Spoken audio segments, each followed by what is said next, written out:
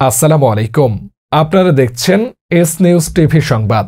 আপনাদের সাথে আছে আমি নাসির উদ্দিন শিকদার। প্রবাসীর নামে মিথ্যা মামলার প্রতিবাদে নবীনগরে প্রতিবাদ সমাবেশ।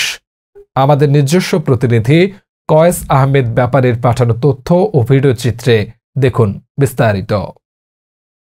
ব্রাহ্মণবাড়িয়ার নবীনগর উপজেলা লাউর ফতেপুর গ্রামের কৃতি সন্তান সৌদি আরবের বিশিষ্ট ব্যবসায়ী প্রবাসী উদ্যোক্তা নজরুল ইসলাম নজুর প্রতি এলাকাবাসীর আন্তরিকতা ও জনসমর্থন দেখে কিছু দুষ্কৃতিকারী কুচক্রী মহল অজ্ঞাত ব্যক্তির নাম ব্যবহার করে কিছুদিন পর মিথ্যা বানোয়াট মামলা ও অভিযোগ প্রচার করার প্রতিবাদে প্রতিবাদ সমাবেশ অনুষ্ঠিত হয়েছে।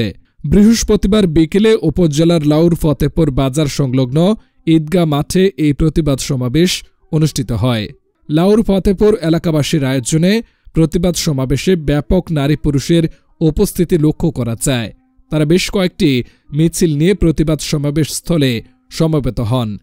ইউপি সদস্য ইমদাদুল হক ইদনের সভাপতিত্বে ও সাবেক যুবদল নেতা আতিকুল হক শিশুর সঞ্চালনায় এ সময় বক্তব্য রাখেন সাবেক ইউপি সদস্য জামাল উদ্দিন, হাজি জহর মিয়া, মোহাম্মদ খুরশিদ আলম, রহিস উদ্দিন, যুবদল নেতা আজিজুল হক আশিক, বিএনপি নেতা দুলাল মিয়া, মিজান মেম্বার, বানু মোল্লা, মোহাম্মদ কামাল, আবুল মিয়া, সাদেক সরকার, মহিলা নেত্রী নীলুফা আক্তার, ছাত্রনেতা সাইফুল্লাহ, মোহাম্মদ মামুন সহ এলাকার গণ্যমান্য ব্যক্তিবর্গ।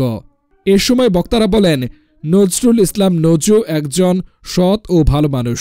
তিনি বিগত দিনে এলাকার মানুষের ভাগ্য উন্নয়নে ব্যাপক ভূমিকা রেখেছেন। এলাকার মানুষের সুখে দুঃখে পাশে থেকেছেন। এলাকার হতদরিদ্র, গরিব ও অসহায় মানুষগুলোকে নানাভাবে সহযোগিতা করে তাদের পাশে থাকার চেষ্টা করেছেন।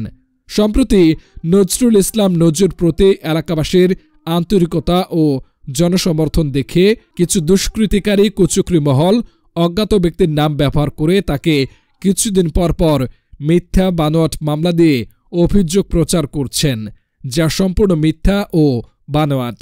আমরা এমন জঘন্যতম ঘটনার তীব্র নিন্দা ও প্রতিবাদ জানাই এবং অতি দ্রুত ওই অজ্ঞাত ব্যক্তিদেরকে আইনের আওতায় আনার দাবি জানান তারা।